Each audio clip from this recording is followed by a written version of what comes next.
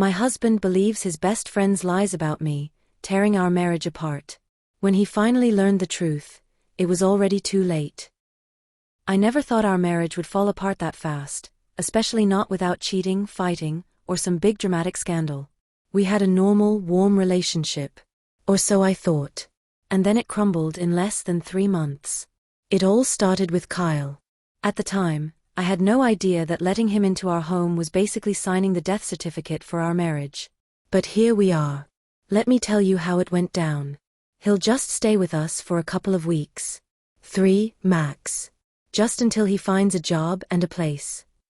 That's what my husband Ethan said the night Kyle showed up at our door, dragging a duffel bag the size of a small refrigerator. The kind of bag you pack when you're moving in, not crashing for the weekend. He walked in like he owned the place. Confident. Familiar. Like he was coming back to his territory, not entering our home. And of course, the smile. That classic Kyle grin, slightly crooked, half squint, perfectly rehearsed. Like a guy who knows exactly when the camera's on him. The kind of smile that supposedly melts hearts. Moms of girlfriends loved it. Bartenders gave him free shots. New bosses hired him on the spot.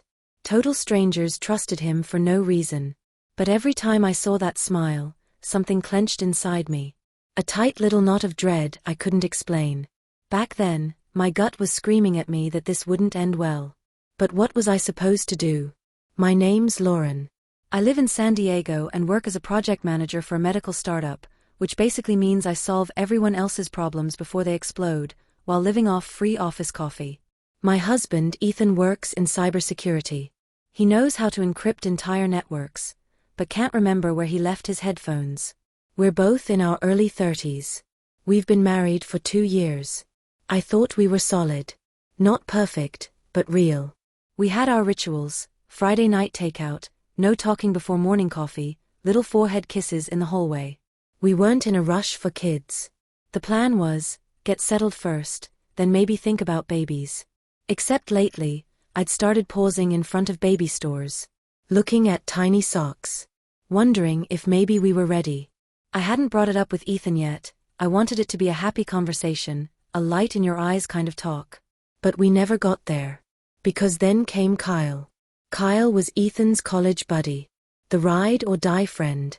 The brother from another mother. They used to sneak onto rooftops, get kicked out of bars, almost got expelled once over a bar fight, and now they look back on all that like it's a highlight reel. Kyle is chaos personified. Loud, charming, always the center of attention.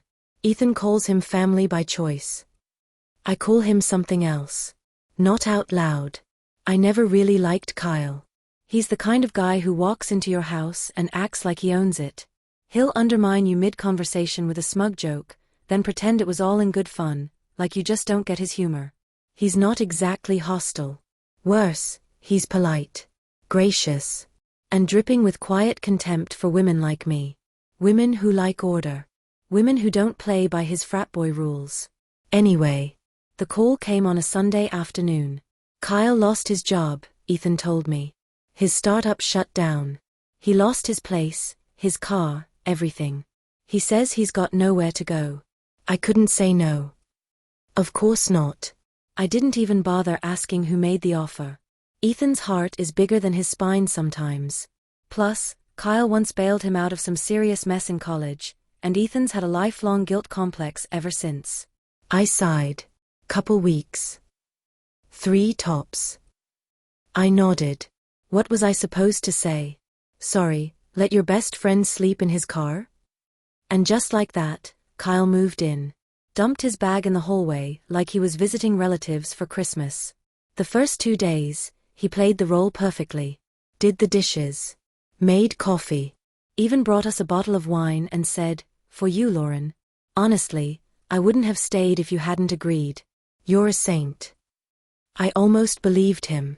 Almost. But deep down I knew, I hadn't let in a guest. I'd let in a wolf dressed as a charming unemployed guest. And then it started. First it was his stuff. It began to multiply like cockroaches. His jeans draped over the back of the couch. His sneakers parked right outside our bedroom. His charger plugged into my side of the bed. Leftover takeout containers started piling up in the fridge. Half eaten. Open. His beer bottles sat on the windowsill for days. He ate chips straight from the bag, crumbs everywhere, and guess who cleaned them up? Spoiler, not Kyle. Our coffee table became a shrine to his bad habits: pizza boxes, sticky sauces, napkins, all sitting on my books. My actual, physical books. Then he started walking around the house in a tank top and boxers. Yeah. Just like that. No shame. No boundaries. He'd casually reach over my head to grab something from the cabinet, shirtless, sweaty, and entirely too close. He'd plop down next to me on the couch, so close I'd have to shift away like I was avoiding a slow-moving infection. Every night, he and Ethan turned our living room into a frat house. Dinner, then beer, sports, loud laughter, and endless retellings of that one time in New Mexico when they almost died fishing. I'd sit in the armchair with my laptop, technically present, but completely on the outside. A stranger in my own kitchen. A visitor in my own living room. And Kyle? He had jokes. Oh, I bet Lauren sleeps with a timer. In bed by 10:30, up by 6:45, like clockwork. You're so organized, Lauren. No wonder you're bored with us. Hey Ethan, does she let you out on weekends or do you need to submit a request form first? Ethan laughed. I didn't. And Kyle just looked at me, waiting. One night, I came home early. Ethan was running late. Kyle was in the kitchen shirtless, again, drinking coffee like it was his house. He looked me up and down, squinted, and said, "You have no idea how lucky Ethan is. Or maybe you do." I didn't respond. Just walked past him, but I could feel his eyes glued to my back. He wasn't done. If I were him, I wouldn't leave the house at all. So cozy in here. And then quieter, almost to himself. Great company, killer view. I stopped. Turned. You trying to say something? He smiled and raised his hands. Relax, it's a compliment. You like compliments, right? His voice was soft, that fake velvet tone guys use when they're trying to sound charming while testing how much they can get away with. His eyes did the thing, full body scan with a hint of smirk. Then smooth as hell. Sometimes I wonder what would have happened if we had met first. I think we could have had something. Don't you? I stared at him. That smug confidence. He really thought I'd bite. Like he was that irresistible. I said sharply, "Don't cross that line. Ever." He grinned.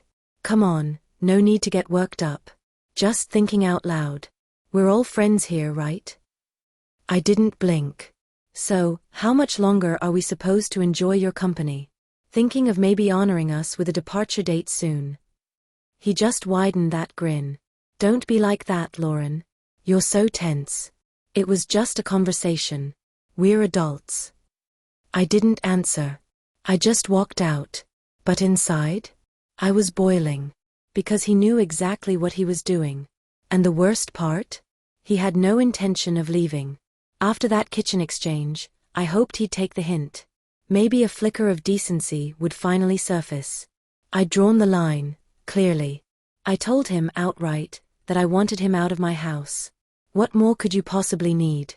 A functional adult would have packed that giant duffel he still had dumped in our hallway and left with whatever dignity he had left. But Kyle's not that guy. The next morning, he was humming in the kitchen like he was in a Disney musical. Whipping up an omelet using my eggs and my cheese, in nothing but gym shorts. No shirt. Just vibes. He winked as I reached into the cabinet for coffee. You know, mornings are better when you share them with someone. Sure, Kyle. That's exactly why I've always dreamed of sipping my coffee next to your bare chest in my kitchen. I said nothing. Just left. Because Kyle runs on nuclear logic, the more you ignore him, the brighter he glows. The next few days? Full psychological occupation mode. Every glance from him felt invasive. Every word like a tap on a nerve. And deep down I knew he wasn't done. He wasn't even close. He stopped making obvious jokes. Now it was all oops, didn't mean anything by it, just thinking out loud. Stuff like, "Oh, is that your lingerie drying in the laundry room? Cute. Didn't know you wore stuff like that. You look tired." Want a massage? I give great massages. When Ethan was around, Kyle was respectful, polite, the perfect house guest. When Ethan wasn't, suggestive glances, muttered comments, accidental brushes. I started locking the bedroom door at night. Not because I was scared, just tired of feeling like I was under surveillance. Tired of pretending I didn't notice him coincidentally popping up wherever I happened to be, the bathroom, the porch, the damn pantry. One night, Ethan had a client dinner. I was finally alone, sort of. Kyle poked his head into my room. No knock. No warning. Just his face in the doorway like a horror movie jump scare. Hey, feel like playing chess? Or truth or dare? I turned slowly and said, without raising my voice, try walking into my room without knocking again, and the only door you'll see is the front one. He laughed. A real belly-deep laugh like I just cracked the world's best joke. Then he disappeared. No apology. Of course not. I started getting paranoid. Hiding my phone. Double-checking locks. Acting like a guest in my own house, with a very short-term lease. Sometimes I'd even catch myself wondering if he was somehow reading my messages. Which was nuts. I mean, probably. Hopefully. Right? The worst part was, I kept hoping he'd finally snap. Do something obviously unacceptable. Something I could point to and say, see? Proof. Not just bad vibes or Lauren's overreacting, or some tension between my wife and my friend. No. Concrete, undeniable proof. So Ethan could finally see it. That this wasn't a personality clash. That this wasn't me being territorial or jealous or too sensitive. But Kyle wasn't stupid. He never crossed a line, not all at once. He just kept rubbing it away, millimeter by millimeter. Like he had a psychological eraser and zero shame. Meanwhile, every night he and Ethan were on a nostalgia high. Drinking beer. Grilling burgers. Playing video games. Hollering about sports like they were 17 again. I understood maybe one word in 10, but every few minutes it was, "Dude, did you see that?" One night they even had a full-on game night. Without me. I walked into the kitchen to grab water and found them arguing about some dumb card game. Kyle barely glanced up and said, "Don't take it personally, Lauren. We just needed some guy time." Guy time. Right. Because the only thing standing in the way of their epic bromance was me, some uptight buzzkill wife who doesn't laugh at jokes like, "I wouldn't play poker with you, Lauren, you're too easy to read." For Ethan, it was all great. At one point, he actually said to me, "You know, I'm glad Kyle's here. He kind of brings back that feeling of normal life. Youth, even. We work so much, it's nice to feel like it used to." Used to. As in, before me. Well, that's just lovely. As for me, I was pacing the house like a caged animal. Kyle watching. Kyle whispering. Kyle accidentally brushing my hand when he passed by. And yet, he'd joke with Ethan, help fix the car, even wash dishes after dinner. With music playing. Loud. Dancing like he was auditioning for a sitcom. I'd sit there with my laptop, trying to focus on work while listening to my husband laugh at the jokes of a man who had just offered me a relaxing massage. Shirtless. That was the game. For Ethan, it was summer. For me, it was psychological warfare served with coffee and unwanted attention. And then came the moment I couldn't come back from. I got home early one day, staff meeting got cancelled. All I wanted was a hot shower and clean clothes. Kyle's car wasn't outside, the house was quiet. Perfect. I went upstairs, into the bathroom, undressed, and stepped into the shower. 10 minutes later, with water running through my hair, I heard it. A creak. The door. Quiet. Deliberate. Someone was inside. I froze. How the hell had I not locked the door? My heart pounded so loud I could barely hear anything else. Then, his voice. "Oh, didn't know you were in here. Although, gotta say, it's quite the view." He said it calmly. Evenly. Like he wasn't invading someone's privacy. Like it was some harmless compliment. I didn't scream. I didn't lose it. I turned off the water, wrapped myself in a towel, and said through my teeth, "Get out. Now." He was standing in the doorway. Shirtless. towel slung over one shoulder, like he was heading in for a shower, with that same smug smirk. Okay. Didn't know you were such a wild one. Chill, Lauren. We're all friends here, right? He didn't leave right away. He stepped back slowly, 3 paces, his eyes never leaving my body. I stood there, wet hair, shaking hands, towel gripped like armor, and I realized I wasn't safe anymore.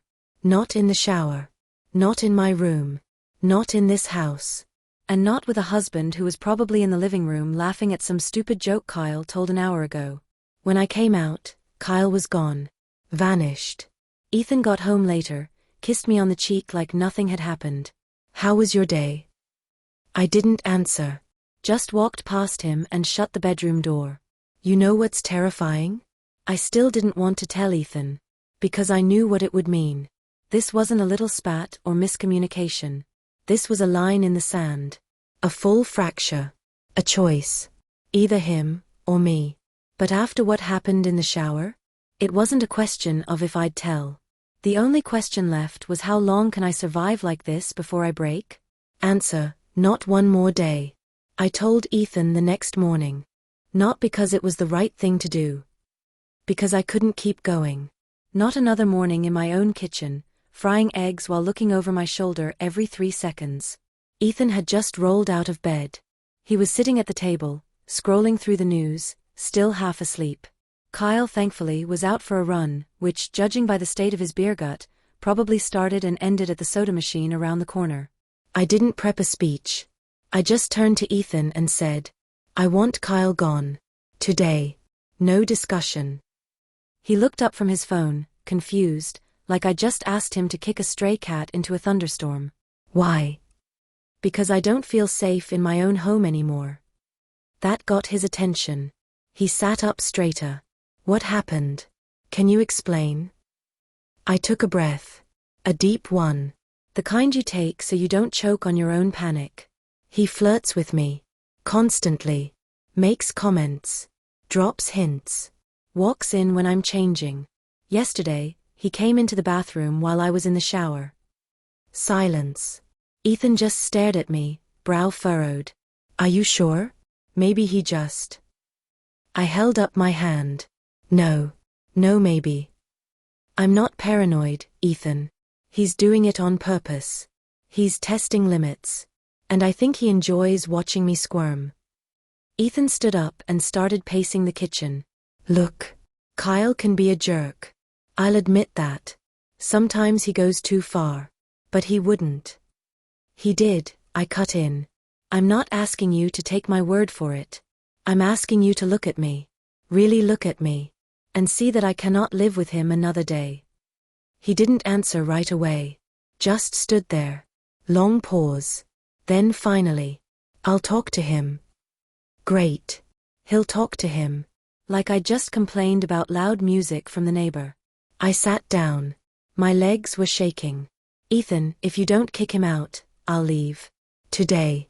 I'll grab my laptop, a bag, and check into a hotel. Because I'm not spending another night under the same roof as that man. That finally landed. He sighed, muttered shit, and walked out into the hallway. A minute later, he came back, with Kyle. Kyle looked fresh. Too fresh. Like he hadn't just been jogging, but rather exfoliating. He strolled in like he'd just been summoned to a PTA meeting. Casual. Polite. Curious. What's going on? He asked, giving us both that mild practiced smile. Ethan started. Kyle, listen. Lauren told me you've crossed some lines. She's uncomfortable. You walked in on her in the shower. You? Kyle's eyebrows shot up. Smile gone. He took 2 steps forward. Wait. What? She's saying what? That I came on to her. I didn't flinch. Didn't blink. Just looked him dead in the eyes. No emotion. Because emotions, right then, were a luxury. Kyle turned to Ethan and laughed. Loud, performative, defensive. Seriously? Bro, I walked in by accident. I didn't know she was in there. It was a second. I left immediately. The door was open. She must not have locked it. And now she's painting me like some creep. Then he turned back to me, and for just a fraction of a second, there it was. That look. Cold. Predatory. Gone in a blink, replaced by a thin smirk. You never liked me. I knew it'd boil over eventually. I just didn't think you'd go this full drama mode. But hey, if it makes you feel better, sure. Ethan stood between us, eyes darting back and forth. He didn't know who to believe. And that hurt more than anything. Not Kyle's lies. Not the fake innocence. But the fact that my own husband didn't instantly say, I believe you. He hesitated. And that hesitation was a knife. You're saying Lauren made this all up? Ethan finally asked, voice tight. Kyle jumped at the lifeline. I'm not saying that. Maybe she misunderstood. Or wanted attention. Or, I don't know, maybe she's jealous of how close we are. She's always been a little tense. That's when I stood up. Out. Pack your things. Leave. Kyle straightened. Smirked again. But it didn't reach his eyes. Got it. Loud and clear. You're kicking out your best friend because your wife suddenly decided to play the victim. Cool. I won't stand in the way of true love. He gave us both one last long look, cold, unreadable. I'll pack. He turned and headed upstairs. Slow steps. Heavy, deliberate. I stood there, frozen, listening. The sound of a suitcase unzipping. Something thudding onto the floor. The clatter of shoes. Angry muttering. Theatrical sighs. All loud enough for us to hear downstairs. Just in case we forgot he was the wronged one. Ethan said nothing. He stood by the window, like he wished he could slip through the glass and vanish. 20 minutes later, Kyle came down. Gigantic duffel over one shoulder. Backpack strapped on. Grocery bag in hand. He looked like he was fleeing the country, not just leaving our guest room. He made a big show of huffing like someone who'd just been evicted at gunpoint, robbed of dignity and clean socks. At the door, he turned back. Looked right at me. And in the quietest, coldest voice, said, You made a big mistake, Lauren. You just don't know it yet. But you will. And then he slammed the door, just loud enough to make a point. I stood there, hand resting on the closed door. It wasn't until a few seconds later that I noticed my hands were shaking. Silence settled. The kind that lets you hear every little thing. The hum of the fridge, the ticking of the clock, the breathing of the man sitting at the kitchen table, trying very hard not to look at you. Ethan still hadn't moved. Then he exhaled long and heavy, and finally said, Lauren, can you tell me everything? From the beginning. It took me a moment to answer. I had to dig through the mental mess, find the start of the thread, and pull it straight. It started small. Comments. Looks. The kind of jokes that technically pass as harmless, but make you want to scrub your skin raw in the shower. Then it got worse. He kept accidentally showing up whenever I was alone. One time he came into my room without knocking. Then the shower. Ethan winced. Like the words physically hurt. That only happened once. The shower? Yes. But the flirting, the hints, that was constant. Practically every day. I started locking my door at night. He walked around half naked all the time, acted like it was his house. But in front of you? Perfect friend. Always helpful. Always charming. He nodded slowly. Then after a pause, asked, Why didn't you tell me sooner? There it was. The question I knew was coming. Not because it was unfair, but because it always comes with subtext. If it was really that serious, why did you keep it to yourself? I looked him in the eye. Because I didn't want to wreck your friendship. Because I thought maybe he'd pick up on the signs and just leave. Because I kept hoping it wouldn't get worse. And if I'm being completely honest, I was scared you wouldn't believe me. He looked away. You really thought I'd believe him over you? You're still not sure who to believe, are you? He didn't answer. Didn't have to. The silence said everything. I heard the clock ticking again. 5 seconds. 10. He's like a brother to me, Ethan said finally, almost whispering. We've been through a lot together. I've never seen him like this. And me? You see me every day. You live with me. Sleep next to me. And still you're unsure. He leaned forward, elbows on the table, head in his hands. Quiet.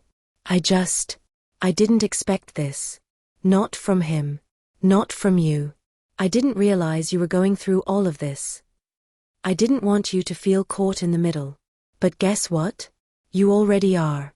He's gone, Ethan. But he left you something behind. A choice. And you didn't choose me. You chose doubt. He lifted his head slowly, hesitated, and then asked, Are you sure it wasn't just? I mean, maybe he was just being awkward? Or joking around? Some people flirt without meaning anything. Maybe you took it a bit more seriously than he intended. It wasn't cruel. It wasn't aggressive. It was a question. A careful, cautious question. And it hit like a slap. He didn't believe me. Or worse, he did, but didn't want to. And that's not better. It's just cleaner. I sat up straighter. Calm. Too calm. You really want to sit here and discuss whether I misinterpreted a grown man walking into the bathroom while I was naked in the shower? Because I didn't. It wasn't a second. He stood there. Stared. Ethan leaned back in his chair and shut his eyes. Silence again. Long. Heavy. But not the kind that brings peace. I got up and went to the bedroom. For the first time in 3 years, I locked the door behind me. From my husband. 3 days passed. We lived side by side. But not together. Same house. Different planets. We only spoke when necessary. We're out of salt. Did you pay the water bill? Have you seen my charger? He came home late. Left early. At breakfast, he stared into his coffee like it might offer him some kind of cosmic answer. I didn't ask where he'd been. I didn't want to know. I wasn't the wife who demanded explanations anymore. I was the wife who waited. Not for affection. For clarity. And clarity never came. He barely touched me. Not that he'd ever been overly affectionate, but now? Nothing. Even casual contact, brushing past each other, reaching for the same drawer, was carefully avoided. Like I was radioactive. Or contagious. On the 4th night, he came home later than usual. I was sitting in the kitchen, motionless. Only the light above the sink was on. I wasn't watching the clock. Wasn't watching the door. I just knew he'd walk in soon, and everything would shift. One way or the other. But not back. The door slammed. I didn't move. He walked in, still wearing his jacket. Just stood there in the doorway, staring at me. His face was blank. Eyes hollow. Only his mouth was tight, like he was holding back words that were trying to escape. Did you talk to him? I asked, calmly. Like I was asking if he remembered to grab milk. Yes. Just that. No build-up. No hesitation. The word cut the air like a knife. What did he say? I stayed calm. He said, you came on to him. That he didn't expect it. That he pulled away and felt uncomfortable. That you must be angry now because he rejected you. I stood up. Slowly. Deliberately. Looked him straight in the eyes. And you believed him. He sighed, took off his jacket, tossed it over the back of a chair. He said you looked at him a certain way. That you left the bathroom door open. That he held back because you're my wife. That he didn't want to hurt our marriage. He already did, Ethan. Are you even listening to yourself? He walked in on me in the shower. He said disgusting things. He wandered around half-naked making comments that made my skin crawl. Maybe he liked you. And maybe, you knew that. Maybe it felt good. I stepped back. Excuse me. You didn't say anything. 4 weeks. Not a word. And now you say it was this nightmare? Do you see how that looks? I moved closer. Ethan, he hunted me. Right under your nose. And you're standing here asking if I was encouraging it. I'm just trying to understand what really happened. You want the truth? Fine. Here it is. He's a liar. A manipulator. He knew you'd believe him. Because you always have. Without question. He used that. And you gave him the key, To the house, to you, to me. Ethan's head jerked up, his voice rising. Why? Tell me why Kyle would even do that? Why make something like this up? What does he get out of it? I looked at his face, exhausted, confused, still holding on to that last piece of childhood trust, that belief that some people are just good. And I said, because he can't stand it when someone else has what he doesn't. Because he's always envied you, your career, your stability, your relationship with me. Because I shut him down, and his ego couldn't take it. Because he wanted to punish me. And while he was at it, punish you too, for having something he never will. He knew exactly where to strike. Ethan didn't answer. Just turned away and sank into a chair like someone had flipped a switch and shut him down from the inside. I stood there. My hands were shaking. I wanted him to get up. To come closer. To say, I believe you. I'm with you. But he didn't. He just sat there with his head in his hands. And I stood, feeling that weight in my chest grow heavier. He wasn't defending Kyle anymore. But he wasn't defending me either. He was silent. And somehow, that silence hurt worse than all the rest. It was like he disappeared inward, into a place where only Kyle had ever been allowed. A place where the best friend, the chosen brother, still lived in shining colors. And now Ethan had to choose, destroy that picture, or leave a fracture inside me. I'm not asking you to react right now, Ethan. My voice came out quieter than I expected. I know how hard this is. To believe that someone you grew up with isn't who you thought they were. I really do. He looked up at me. And in his eyes? Pain. Confusion. And fear. The kind of fear that comes from realizing you might have been blind for a very long time. I don't know how to process this, he whispered. It's Kyle. Yes. Kyle, I said softly. Your friend turned out to be a creep. You were wrong. You've probably been wrong for years. And now? Now, if you want to believe me, you'll have to break that illusion. Not destroy him. Destroy the version of him that lived in your head. And yeah, I know that hurts. He stared at me for a long time. Then said, low and broken. But why did you wait? Why didn't you tell me right away? Again. That question again. Like he can't move past it. Like this is his anchor. And I get it. I do. But still, it hurt. How do you answer that again, and make it mean something this time? I took a breath. Because I didn't want to break your illusion. Because you always said, Kyle's like a brother. Because I didn't want to make you choose. Because I knew, if it came to that, the cost would be too high for you. He looked away. And in that moment, I realized. I was still hoping. That he'd come back. That he'd think. That he'd choose. I sat down next to him. Didn't touch him. I'm not asking to win anything, Ethan. I just need the truth. I need to know that you hear me. That you believe me. That I'm not alone in this. He didn't answer. Just gave a small nod. Barely there. Unsteady. And I knew, he was fighting. Not with me. With himself. With the wreckage in his mind. And with the pieces of it that were starting to fall into everything else. I wanted to hug him. God, I wanted to. But I didn't. Because even though he was sitting next to me, he wasn't with me. When I went to the bedroom, he stayed in the kitchen. I didn't slam the door. Didn't even close it fully. I left it cracked, just a little. Let him decide. That night. He didn't come in. And that was the first time I cried. He stayed. One night. Then another.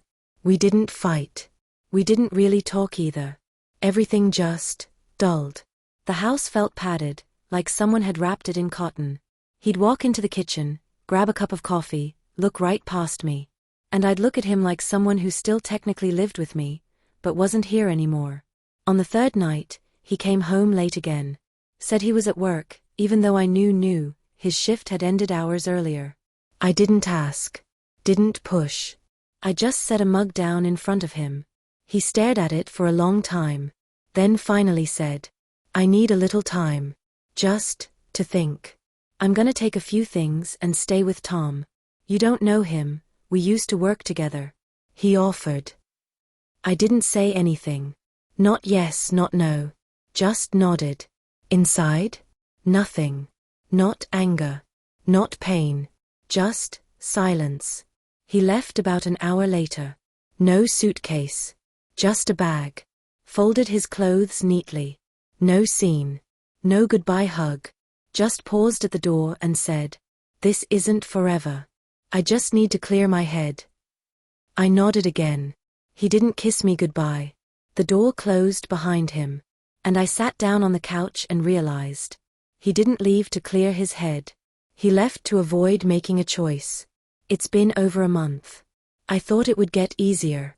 Spoiler, it didn't. It just got quieter. The silence in the house didn't feel peaceful. It felt heavy. At first, I waited. I really thought he'd show up. That he'd get it. That he'd want to talk, to explain, to ask if I was okay. I mean, this was a marriage, right? A life. We had plans. Rituals. Inside jokes no one else would understand. Our nights together. His hand on my back as I fell asleep. Arguments at midnight about dumb things. Laughter. Closeness. Trust. You don't just lose all that in one night, right? And then I saw the photo. A coworker sent it. No malice, just a screenshot from someone's Instagram story. Party at Josh's place. There they were. Kyle. And Ethan. Side by side. Smiling. Like nothing ever happened. I don't even remember putting my phone down. Just remember how the air vanished from the room. Like someone had taken me, flipped me inside out, and left the hollow shell behind. He didn't just leave. He stayed, with him. So everything I said? Meant nothing. He didn't just hesitate. He chose. Just, not me. And that night, for the first time, I realized. I wasn't waiting anymore. I didn't want revenge. Didn't want a fight. Didn't need drama. I just couldn't live in the waiting anymore. I sat at the kitchen table. It was so quiet it felt violent. I picked up my phone. Opened his contact.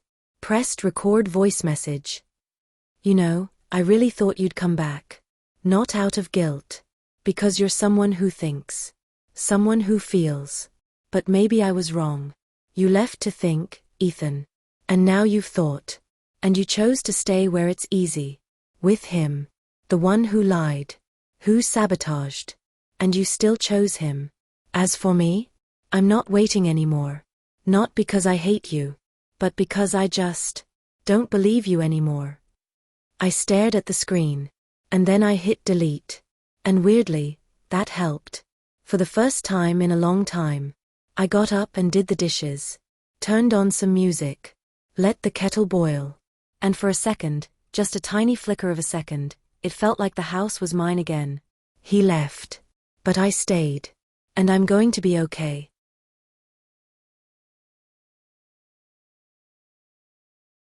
3 months passed. I no longer left the door cracked open. I didn't listen for footsteps on the stairs. I wasn't waiting anymore. I just lived. Or tried to. Mornings were for coffee. Work. Evenings were filled with silence, sometimes so loud it hurt. Ethan and I were officially divorced. It came in the form of a cold, polite email from his lawyer. No drama. No emotion. Just a PDF attachment, like a utility bill. I signed the papers with a steady hand. And then spent the next 24 hours lying in bed, motionless. No tears. No energy. Just empty. On the outside, I was functioning. I went to work. I smiled. I discussed deadlines and deliverables. Nobody at the office asked questions. Just looks.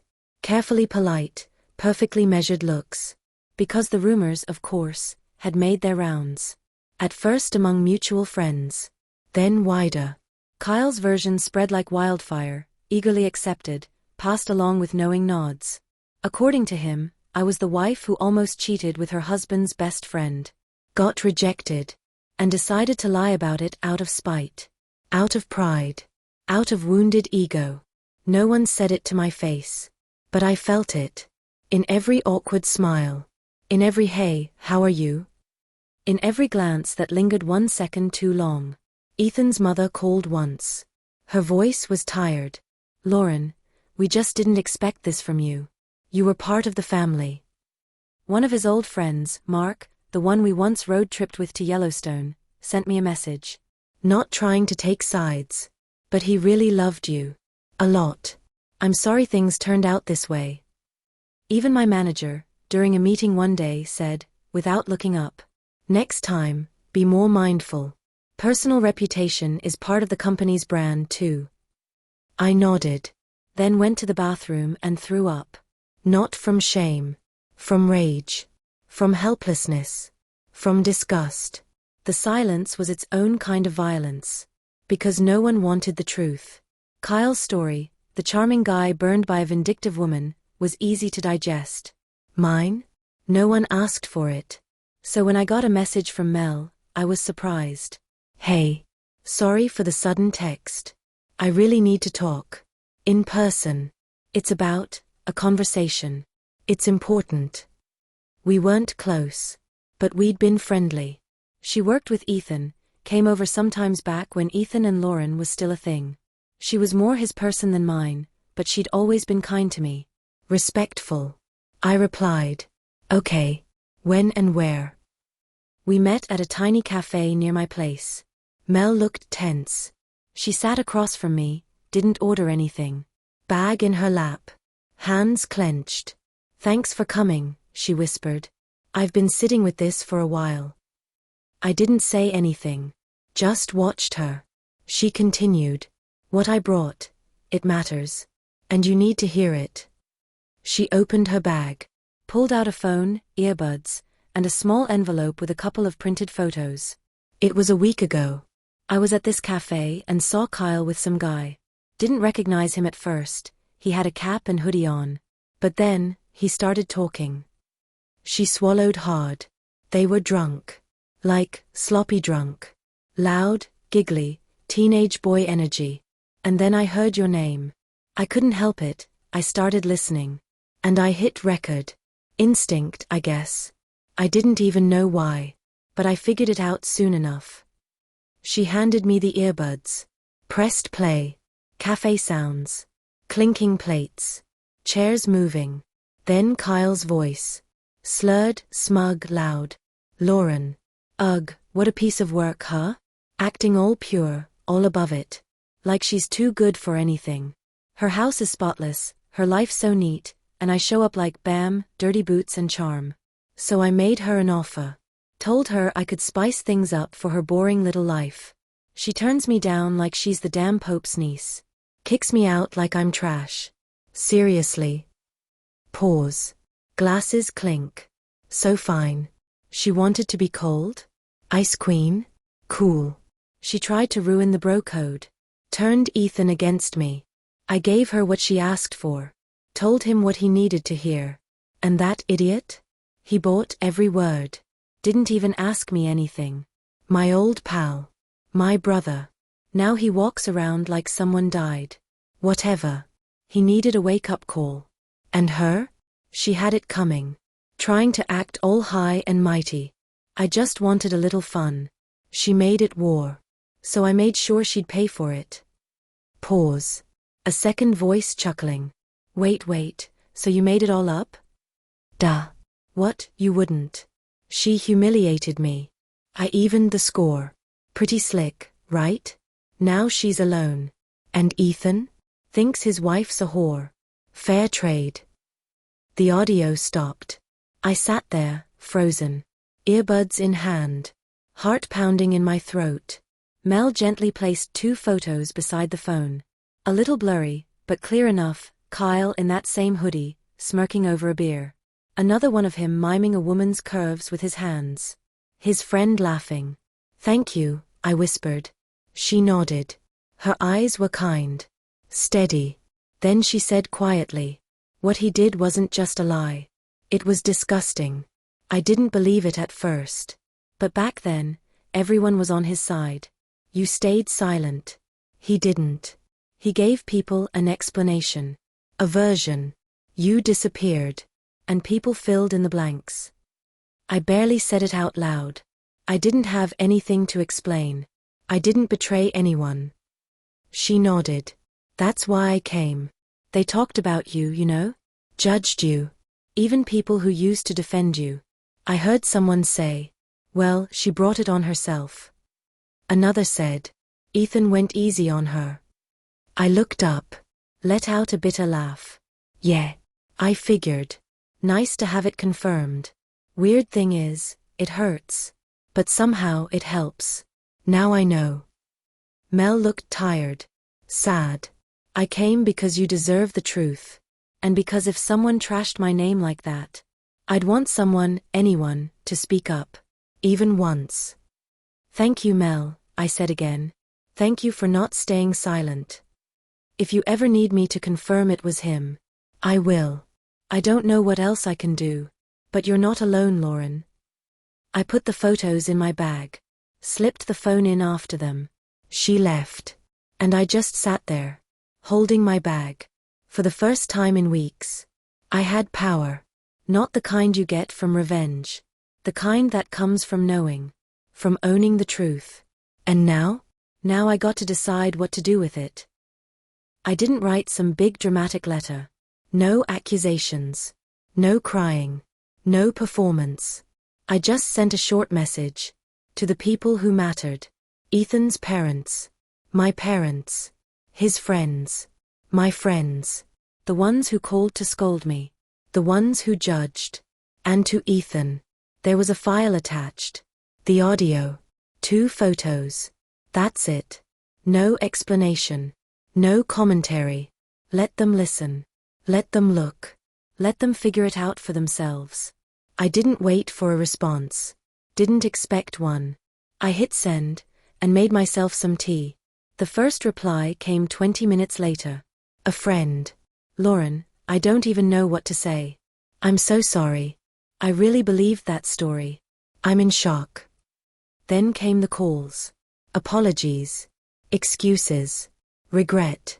People saying, we didn't know. You should have said something. You seemed so calm, we thought. And then, something I didn't expect. A mutual friend messaged me, blunt and simple. Ethan and Kyle got into a fight. Bad. Blood. Real bad. A few days later Jared, one of the only mutual friends I still respected, called me. I punched Kyle, Lauren. Told him he was scum. He didn't apologize. Just wiped his mouth and smirked. You should have seen his face. I won't forget it. Then he added. Nick fired him. No severance. Bad reference. Kyle had talked up that job for months. Said it was his fresh start.